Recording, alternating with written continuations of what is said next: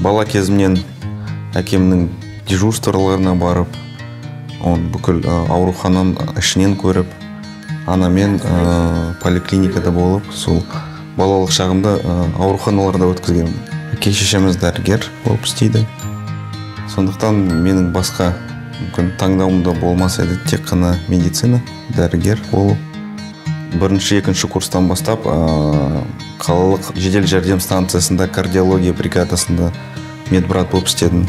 Ал бітіргеннен кейін университетті сол кардиохирургия мамандығына Москваға болашақпен ординатураға түскенбіз. Жалпы жүрекке бірінші операцияны мен 2013 жылы Павлодарда жасадым. 5 жасар қыз еді, жүрегінде туа біткен ақау бар. Операцияны әр түрлерін жасаған кезде де бірінші рет жасап тұрғандай боласың. Жасап болғаннан кейін де қобалжу болады, қалай өтті, қандай нәтиже болады, науқас қалай шығады деген. Әрине, адам болған соң қорқыныш болады, бірақ біз оның бәрін артқа тастап, өз жұмысыңды, өз ісіңді істейсің. Кішкентай балаларда көбінесе қиын, күрделі жүрек ақаулары болады. Олардың өзінің салмақтары кішкентай болады, өлшемдері жүрегі де кішкентай болады. Бүгінгі күні Қазақстанда тек қана бірнеше адам ғана жасайды.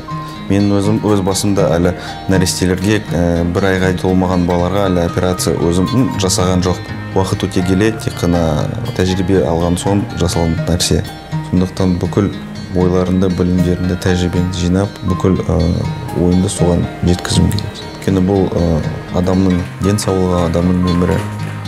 Мемлекетіміздің жағдайы, мысалы, басқалармен салыстырғанда жақсы. Егер жұмыс істеймін десең, өзіңнің мемлекетке деген пайдаңды тигіземін десең, көп мүмкіншіліктер бар бүгінгі күні. Жанұя, балалар, достар, сүйікті жұмысың, соның бәрі бақыттың белгілері деп ойлаймын.